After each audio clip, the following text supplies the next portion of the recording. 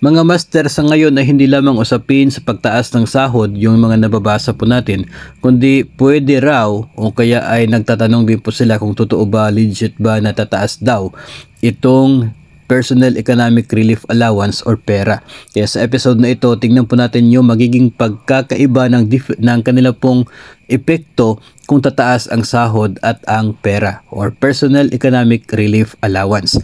So kung makikita po ninyo sa screen po, ay kapag tataas yung pera, ang maapektuhan lamang ay yung inyo pong net take home pay. Of course, kasi kasali po doon sa makikita natin sa ating payslip, ito pong pera. So kung tataas yan, tataas din po automatically ang atin pong net take home pay. Kung tataas naman po yung sahod, ito po yung mga apektado. Unang-una ang GSIS at PhilHealth kasi sila po ang nakabase doon sa percentage ng atin pong basic salary. So kung tataas ang basic salary, tataas din po yung share ng GSIS at itong PhilHealth. Maliban na lamang kung nandun ka na sa level na maximum na sahod na ano po doon sa limit sa bracket ng PhilHealth.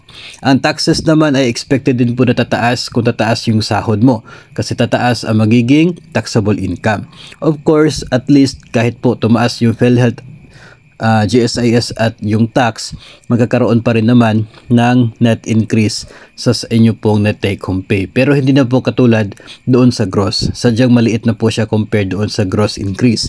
Ngayon, pagdating naman sa usapin ng loanable amount natin sa MPL, sa GSIS, ay tataas din po. No? Kasi nga nakabase ito sa atin pong basic monthly salary. So kung tataas yung basic pay, tataas din yung pwede nating mautang sa mga ito pong GSIS MPL. Of course, maging doon na rin po sa mga PLIs kasi tumaas yung ating net take home pay. Ngayon, kung tataas po ang sahod, tataas automatically ang ating mid-year bonus at saka po year-end bonus.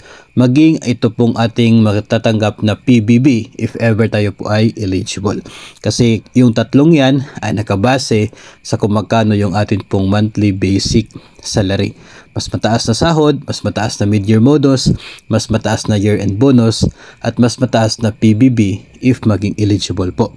Ngayon, dito po ang isang epekto din po niya pagdating po doon sa GSIS dahil nga tumaas itong atin pong contribution, tumaas din po ang atin pong record ng monthly basic salary, at ito nga po ay magkakaresulta sa pagtaas din ng ating magiging pensyon kapag tayo po ay magretiro. Kasi nga lahat ng yon ay nakabase sa atin pong basic salary. So yun po ang yun po yung maraming epekto, no, na siya pong magiging resulta kung tataas po yung sahod.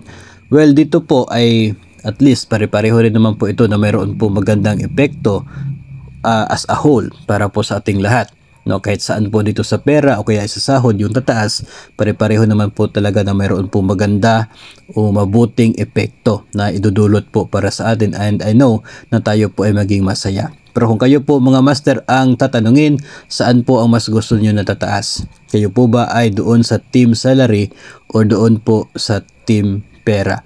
Ipakomento na lamang po ang inyong komento at reaction tungkol po dito sa episode na ito sa comment section ng ating video.